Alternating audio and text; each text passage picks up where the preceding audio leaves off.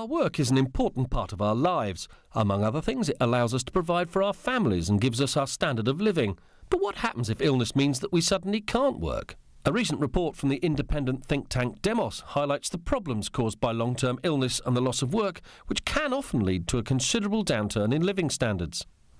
It was kind of a bit of a mystery. It's last summer. I was perfectly healthy as far as I thought, and just became very, very ill one weekend. I had a lot of pain in my leg and I had a sort of a swelling in my groin.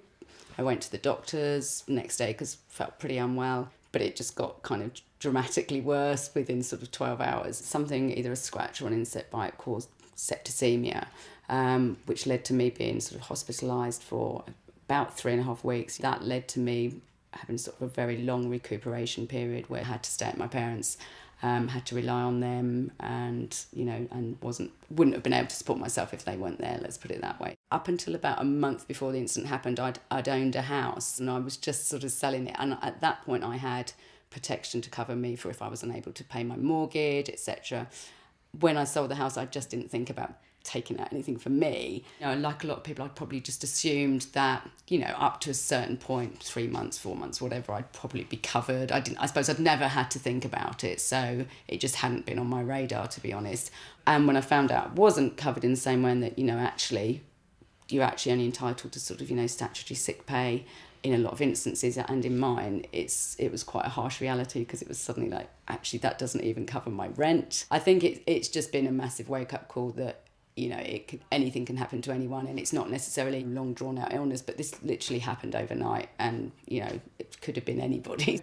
It's the average two-income family with children that is most likely to suffer if one wage earner is affected by long-term illness. For this group, falling back on benefits will have a big impact on their quality of life. The government's white paper on universal credit is likely to mean fewer benefits for fewer people, so this is only likely to get worse. With the current limited government safety net, the Demos report recommends that employers offer their staff income protection as standard. Income protection, at its core, replaces your income if you're sick and injured and unable to work for an extended period of time. It can replace up to 80% of your income, and it will continue to pay you for as long as you're disabled, right up until your retirement. People need income protection because they're 3 times more likely to be disabled for an extended period of time during their working career than they are to die. And when they do, they need a backup plan to protect them for the loss of income and the loss of the job during the period that they can convalesce. They also need support returning to work after they get better, and that's what income protection offers. The best way to get income protection is through your employer. Ask your employer at work if they offer an income protection scheme. If they do, that's great. If they don't, tell your employer how important it is to you and how much you value income protection, because we find over time that employers respond to what their employees value. But in these times where budgets are stretched for everyone, is income protection affordable? A typical cost of income protection from an employer's point of view is quite cost effective.